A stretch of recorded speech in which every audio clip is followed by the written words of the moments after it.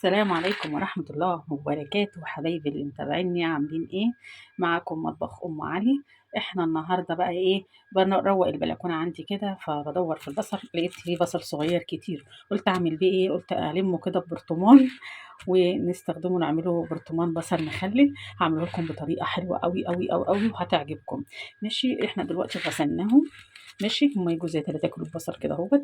غسلتهم ورحت قايله ايه؟ نملحهم تمليحه حلوه كده. هنعمل ايه؟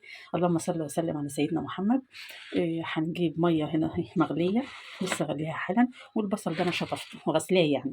ماشي، هننزل في الميه السخنه كده اهو. هنسيبه في الميه السخنه دي لمده قد ايه يا ام علي؟ هنسيبه لمده ساعتين بالظبط. ماشي، وبعد ما نسيبه لمده ساعتين في الميه كده اهو. انا غسله برضو قبل ما احطه في الميه السخنه. هغطيه دلوقتي بالغطا بتاع الحله بتاعتنا دهيت، واروح سايباه لمده ساعتين وارجع له نقشره ونملحه مع بعض. بصوا يا جماعه، ده بعد ساعتين زي ما قلت لكم، ساعتين 3، بس انا سبته ساعتين بالظبط. طبعا اهو برد خالص خالص، الميه بارده. خلاص، هنعمل ايه دلوقتي؟ هناخد البصل ونقشره زي ما انتوا شايفين. عارفين ليه احنا حاطينه فين في الميه السخنه؟ عشان خاطر تيجي تقشريه يتقشر معاكي بسهوله كده. شايفين؟ بس كده. تاخدي القشره اللي هي بره دي بس خالص، بس كده. وغير عارفين البصل ده اكنه طبق سلطه كده في البيت، حاجه جميله يعني ما شاء الله. تعملي كده اهوت. هخلص الكميه كلها. طبعا انا جايبه حبه البركه عندي بصلايه مبشوره. تمام، ممكن استخدمه عادي بايدي واقشره، مفيش مشكله كده اهو. القشره بتطلع بسهوله جدا. شايفين؟ بصوا حبايبي، طبعا البصل اللي قلت لكم عليه الجميل جدا دوت اللي انا قشرته، ما شاء الله. 2 كيلو بصل. البصل ده موجود دلوقتي في السوق الكيلو ب5 جنيه. انا طبعا ده كان موجود عندي، بس على فكره المفضل في التمليح انك تجيبي البصله البيضه اللي هي ايه، البصل اللي مش الاحمر التاني العادي. ماشي، بيبقى حلو مفضل قوي في التمليح. ماشي، دولت كانوا عندي، قلت اما اخلص املحهم كده بدل ما ايه يفضل منه او يبوظ.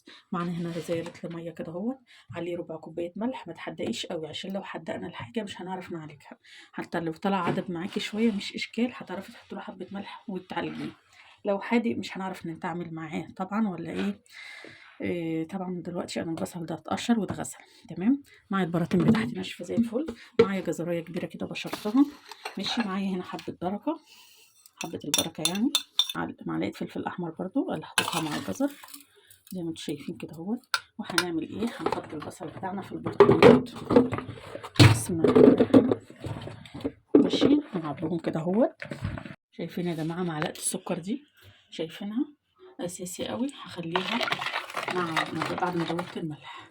ليه؟ دي هتخلي البصل ما يبص مني ويفضل فيه التقرمشه الحلوه اللي انتوا بتحبوها دي. ماشي، هندوب كده اهوت لحد ما يدوب. بصوا، انا حطيت نص البصل وعليه حبة البركة والجزر زي ما شايفين. هكمل البرطمان بالطريقة دي زي ما شايفين. خلصناهم في ثانية. ليه بقى في معلقة السكر؟ عشان يفضل مقرمش معاكي. ماشي، اسبوع بالظبط وتاكلي منه. تمام، هنحط بقى ايه؟ بقية التحابيش الحلوة بتاعتنا دهيت. اللهم صل وسلم على سيدنا محمد كده اهو. سلام يا ام علي.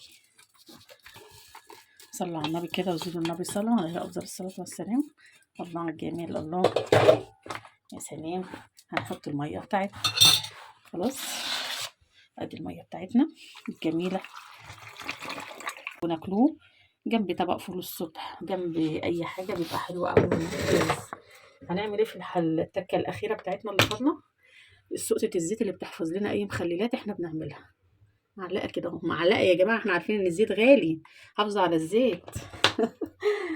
بصوا، هتاكلوا احلى شوية مخلل بصل في الدنيا. اعملوهم بس بالطريقه دي كده هيعجبكم جدا جدا جدا. ما تنسوش اللايك والاشتراك في القناه عشان يوصلكم مني كل جديد في مطبخ ام علي. ولو عجبكم وعملتوه يا ريت تكتبوا لي في الكومنتات كده. كل سنه وانتم طيبين، والسلام عليكم ورحمه الله وبركاته.